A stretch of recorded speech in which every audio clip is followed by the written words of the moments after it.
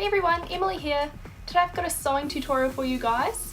It's just a really simple bodycon princess panel, really bright digital print dress. So to make this dress all you need is a metre of stretch knit fabric. I'm using a medium to heavyweight fabric. My fabric's quite wide, it's about 150 width, and I'm using a metre length. It was just a spotlight remnant. So my fabric's about 150 in width, but I totally don't use all of that. Probably be fine with 130, 125 width. You do need a bit extra to make the facings, but definitely doesn't have to be as long. Like I'm probably going to make a crop top or something out of my remnant. Basically I chose this fabric because it's really bright and I love digital print at the moment, and I thought it was perfect for New Year's. I wore it to New Year's and I think it's a really great evening look. You'll also need just a standard sewing machine. I'm using a banana and obviously some matching thread.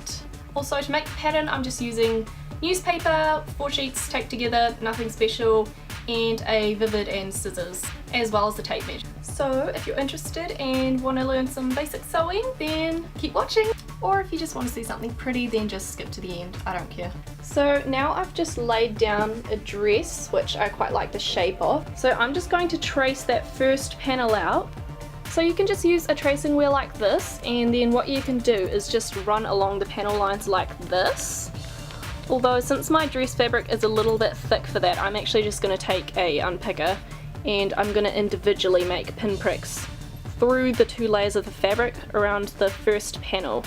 So I've just traced around that first panel. I've just done these, what you can see as dashed lines, which were my pinpricks, and then what I've done is I've measured out a 1 centimeter seam allowance all the way around, except at the hem I've given a 2 centimeter hem allowance. So I've just repeated that process with the center panel, and you don't have to worry about doing the third panel because that's just the first panel mirrored over. So I've just finished doing the back, and just reminding you guys, with the back we're going to have a centre back zip, so remember only to trace off half, and then down the centre back line make sure you add a centimetre seam allowance. So I've just cut out all my pattern pieces, which now look like this.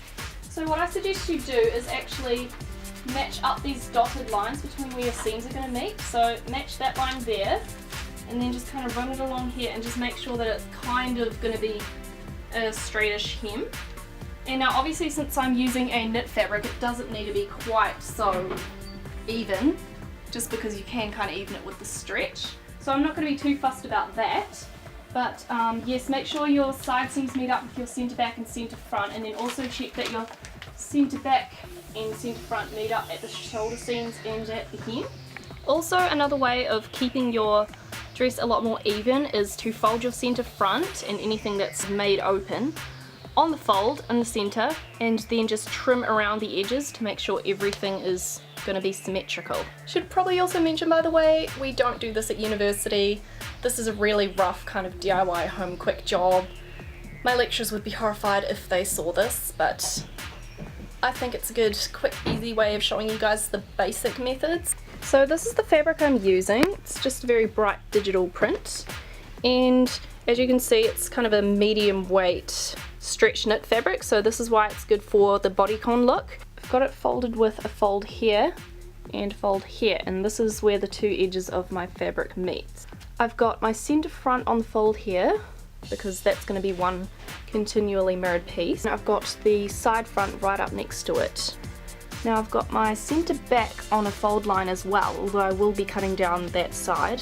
I'm just trying to utilise the fabric on this side too. Then I've got the side back just flipped upside down just to utilise the space again, which you can do as long as your fabric print is either 4-way or 2-way. The reason I folded it this way was so that, as you can see on my fabric, it's got like this mirrored kind of reflected design, and I've got the centre front on one of these points.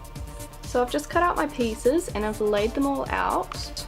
A side back, my centre back, my other centre back, and my other side back, and then my side front, my centre front, and my other side front. And this is where it's really important to label your pattern pieces so you don't mix up the side back and side front. So I've got the edges of my centre front and side front here, and as you can see, when you try and pin the right sides together on the curve, it can be quite difficult to maneuver it and pin it. I'm just going to actually snip along this dramatically curved edge here. It's no more than 4mm in, and I'm going to do the same with the back curved piece.